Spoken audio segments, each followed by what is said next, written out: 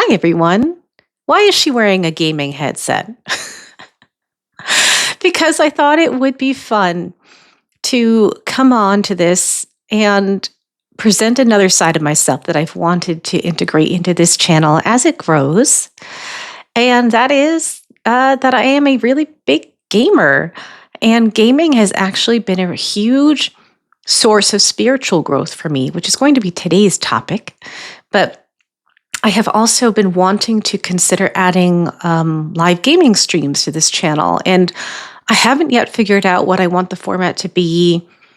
I I definitely still see this as primarily a channel for channeling, but my definition of channeling is loose because it's evolving as my own understanding of who we are as human beings is evolving. And I know that sounds grand, but that's how it is. I, you know, at the end of the day, channeling is getting in touch with the inner voice of your heart, which is something I think we all need to be doing more every day anyway, and how I think we're moving towards, ultimately living. So, in a way, it's a fun exercise for me to bridge the gap in the, the perception that channelers are sort of like Delphi oracles, contacting God while the rest of the people listen in. It's really an active exercise with being present and listening within. And so I think it would be fun to try to figure out how to introduce that to some kind of gaming session, whether it's, I don't know. If you have ideas, tell me. Maybe I start a live stream where I spend a little time doing a channel and then I launch into the game. Or, as I play games, I might pick games that to me have been particularly huge milestones in my growth and maybe like walk and talk through them as I play them. So I don't know if that's of any interest to you, but I think it could be really fun.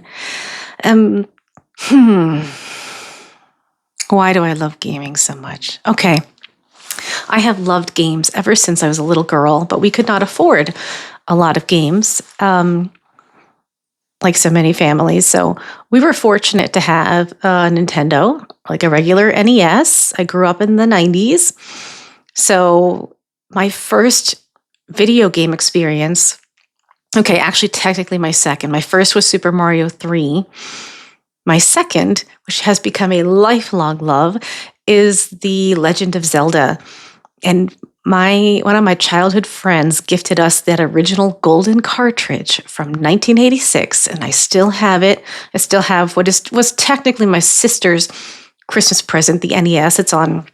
She kind of lost interest in it, but said, please never get rid of it. And I said, absolutely not. So it's become a kind of museum piece or shrine on my bookshelf. But that game just launched me into a world of potential where there was no risk at trying, which is something that was really foreign to me in my daily life.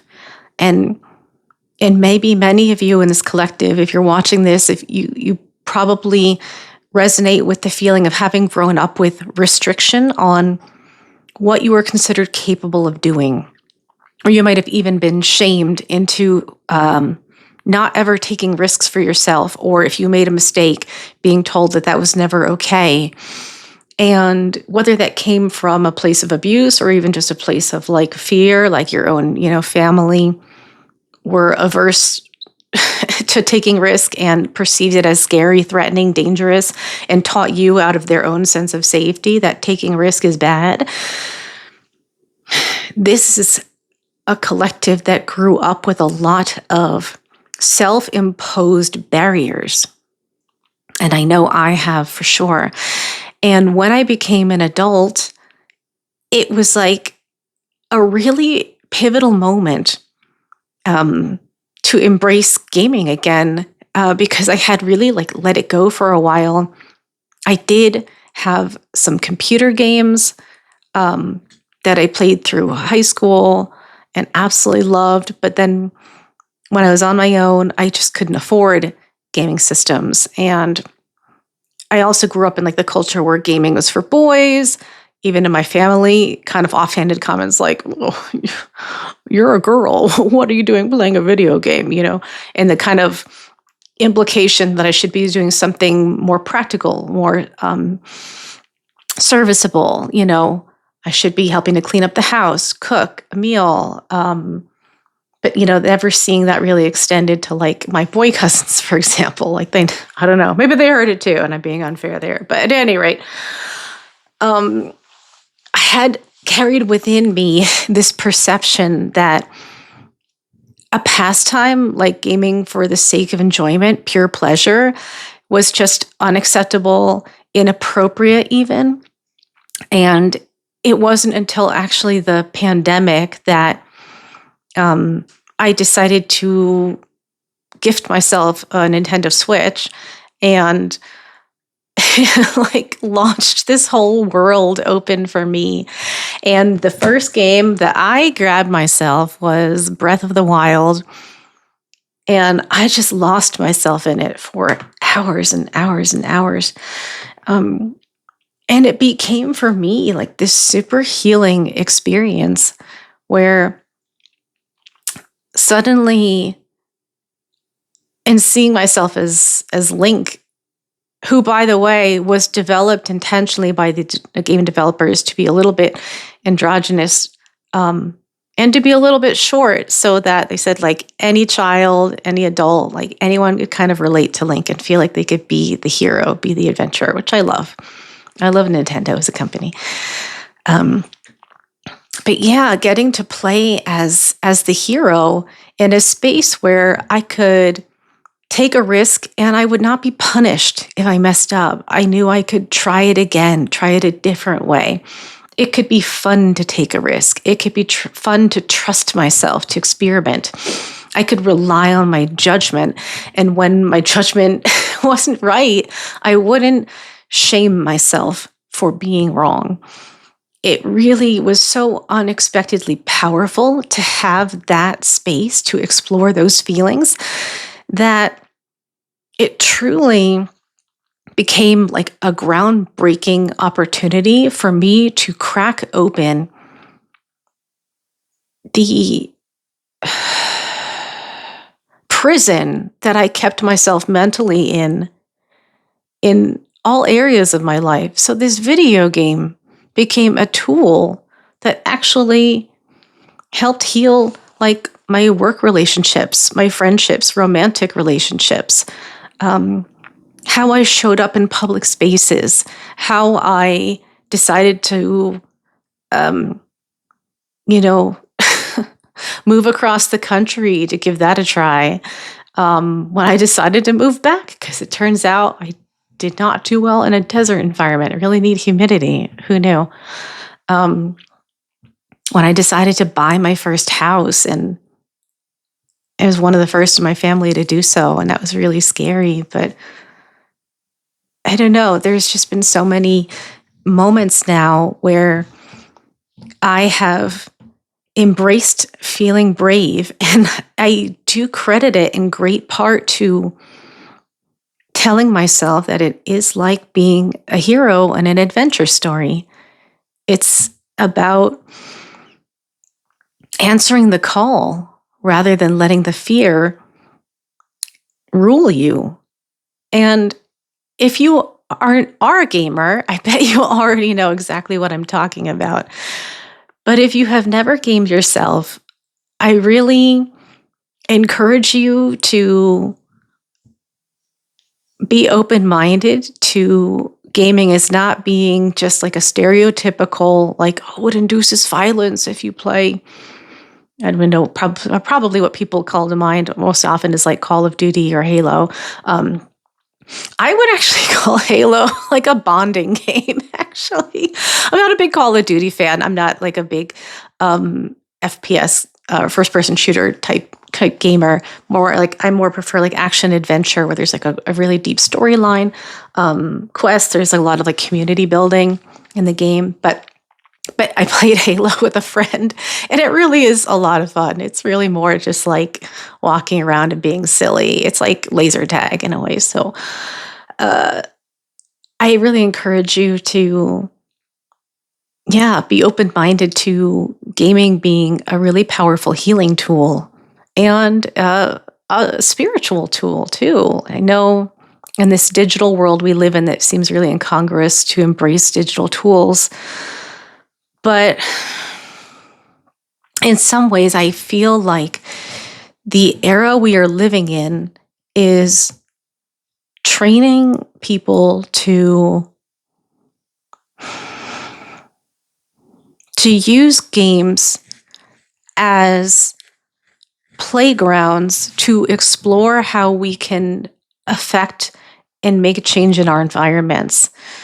Because what are games but, you know, virtual environments? They're, augmented worlds. A lot of them are bringing in themes from the world we live in, and they're ways to process what's happening around us and pick a different path.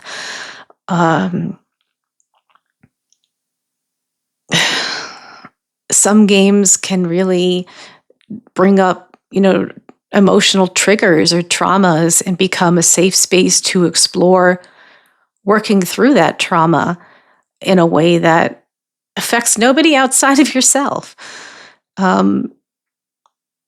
So I really enjoy seeing more people embrace gaming in a healthy way that works for them, but recognizing its great potential to be a healer and to connect us to each other.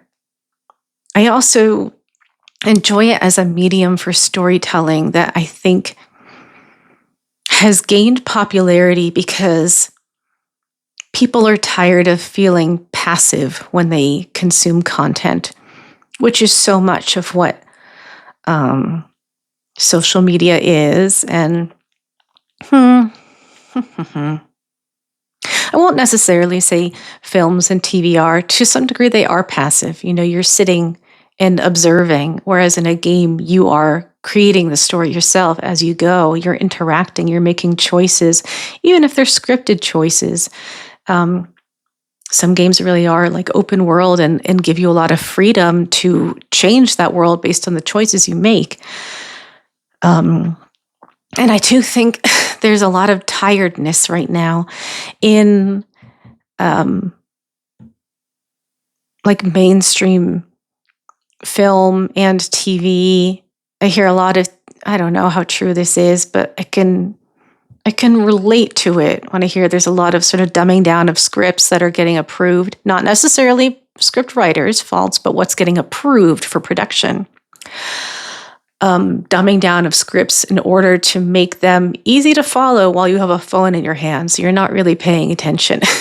That's maybe a sad reflection on other topics we could go into here. But what I will say is when I'm gaming, I am focused. I mean, that's not true for everyone, I guess. I know some people are like, oh, I listen to music while I game. And I'm like, I don't understand. But how? How are you in the world if you're also doing this other thing at the same time? I'm like in it.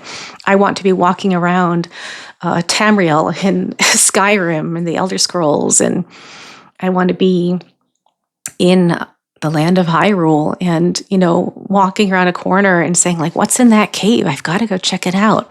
And having that sense of wonder.